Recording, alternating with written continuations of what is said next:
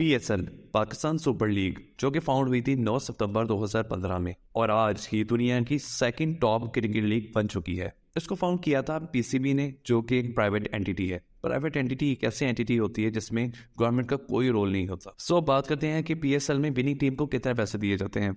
PSL में winning team को 11 करोड़ रुपए दिए जाते हैं। हमारे लिए 11 करोड़ रुपए तो एक बहुत बड़ी अमाउंट होगी, बट पीएसएल की टीम्स के लिए ये 11 करोड़ रुपए just a drop in the bucket है, क्योंकि ये 11 करोड़ रुपए कोई मायने नहीं रखता। बिकॉज इनकी चीपेस्ट टीम जो कि कोयटा ग्लैडिएटर्स है, उसकी अपनी ब्रांड वैल्यू 250 करोड़ रुपए है, और पीएसएल की सबसे एक्सपेंसिव टीम जिसका नाम लाहौर कलंदर्स है, उसकी अपनी ब्रांड वैल्यू 9,000 करोड़ रुपए है। तो आपको क्या लगता है कि ये सिर्फ 11 करोड़ रुपए के लिए पीएसएल खेलते हैं? And the answer is a big no, क्योंकि इनके पैसे कमाने के रिसोर्सेज तो और ही हैं। इसलिए इस वीडियो में हम बात करेंगे कि कैसे पीएसएल और उसकी टीम्स पैसे बनाती है। The fourth edition of the Pakistan Super League began on Thursday with some of the top cricketers from all over the world. The Pakistan Cricket Board says the tournament has helped bring interest back in the sport and hopes Pakistan will see a return to Test cricket once again.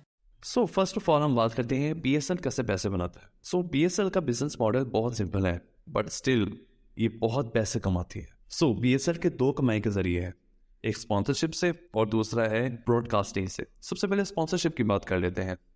PSL को हम सिर्फ PSL नहीं कहते, बल्कि हम कहते हैं HPL BSL, क्योंकि इसके टाइटल स्पॉन्सर एचपीएल है, जो कि पिछले 7 साल से इसका टाइटल स्पॉन्सर रहा है। और इस बार भी 2023 के पीएसएल कॉन्टेस्ट में भी एचपीएल ही एक टाइटल स्पॉन्सर होगा पीएसएल का।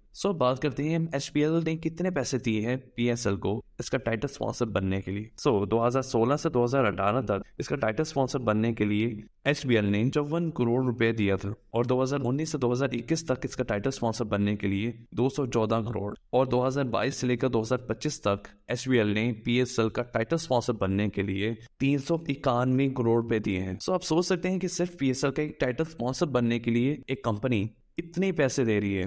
इसके स्पॉन्सरशिप से जितना भी पैसा आता है, ये सिर्फ इतना ही नहीं है, बल्कि इसमें और भी बहुत तरह के एस्पेक्ट्स हैं स्पॉन्सरशिप के, जिसमें स्ट्रेटेजी ब्रेक आ जाती है, पावर प्ले आ जाता है, और कुल मिलाकर ऑन एवरेज पीएसएल सिर्फ स्पॉन्सरशिप से 900 करोड़ रुपए अर्न करता है। अब बात करते हैं पीएसएल की अर्निंग के दूसरे रिसोर्स के बारे में। पीएसएल की अर्निंग का दूसरा रिसोर्स ब्रॉडकास्टिंग है, जिसमें पीएसएल दूसरे चैनल्स को अपने मैचेस को ब्रॉडकास्ट करने के लिए राइट्स बेचती है, जिसमें पहला नाम पीटीवी स्पोर्ट्स और दूसरा नाम ए स्पोर्ट्स है। इन दोनों से पीएसएल 400 करोड़ रुपए अर्न करता है सिर्फ अपने मैचेस के ब्रॉडकास्टिंग राइट बेचने के लिए, जिसमें से हाफ अमाउंट पीएसएल अपने पास रखता है और हाफ अमाउंट पीएसएल इक्वली अपने फ्रेंचाइजेस में डिस्ट्रीब्यूट कर देता है। ये थी पीएसएल की बात कि कैसे पीएसएल अपने पैसे बनाती है।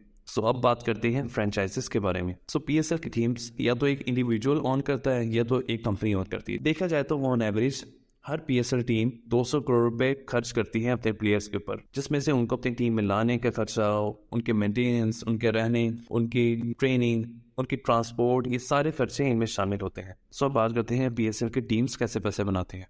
पीएसएल की टीम्स 3 तरीकों से पैसे बनाती है, जिसमें से पहला तरीका टिकट्स के थ्रू है, मतलब कि जितने भी मैचेस इनके होते हैं ऑन एवरेज उनमें से 80% तकरीबन पीएसएल की टीम्स को जाता है। अगर दूसरे सोर्स के बारे में बात करें तो वो आता है मर्चेंडाइजिंग के थ्रू। मर्चेंडाइजिंग होती है कि फॉर एग्जाम्पल हम लाहौर कलंदर्स की बात करते हैं, इनकी टीम्स के जितने भी शर्ट, जितनी भी कैंप्स होती हैं, वो सारी सेल आउट होती हैं इनके फैंस के दरमियान में, जिनमें से इनको अच्छा खासा रेवेन्यू जनरेट होता है। Last but not the least, इनका सबसे बड़ा कमाई का जरिए इनके स्पॉन्सरशिप्स है। आप देखते हैं कि इनकी शर्ट्स के ऊपर, कैप्स के ऊपर, इनकी जर्सीज के ऊपर जितने भी स्पॉन्सर्स आ जाते हैं, वो सारे बहुत ज़्यादा पैसा इनको देते हैं।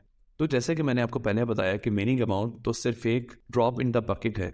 इनको विनिंग अमाउंट से कोई गर्ज नहीं होता, इनको मैच के विन करने से गर्ज होता है। अगर एक टीम है लाहौर कलंदर्स, अगर ये फाइनल विन कर जाती है तो इनके विन करने से इनकी ब्रांड वैल्यू बहुत ज़्यादा इंक्रीज हो जाती है, क्योंकि स्पॉन्सर से दुगना चार्ज करते हैं। और अगर कोई फेमस प्लेयर इनकी टीम में शामिल हो जाता है, for example recently Babar Azam Peshawar Zalmi में शामिल हो गया है, तो पेशावर ज़ल्मी की ब्रांड वैल्यू बहुत ज़्यादा इंक्रीज हो गई है। ये था बिजनेस मॉडल पीएसएल का और पीएसएल की टीम्स का। तो अगर आपको मेरी वीडियो पसंद आई तो प्लीज़ मेरी इस वीडियो को लाइक कीजिए, मेरे चैनल को सब्सक्राइब कीजिए। Thank you.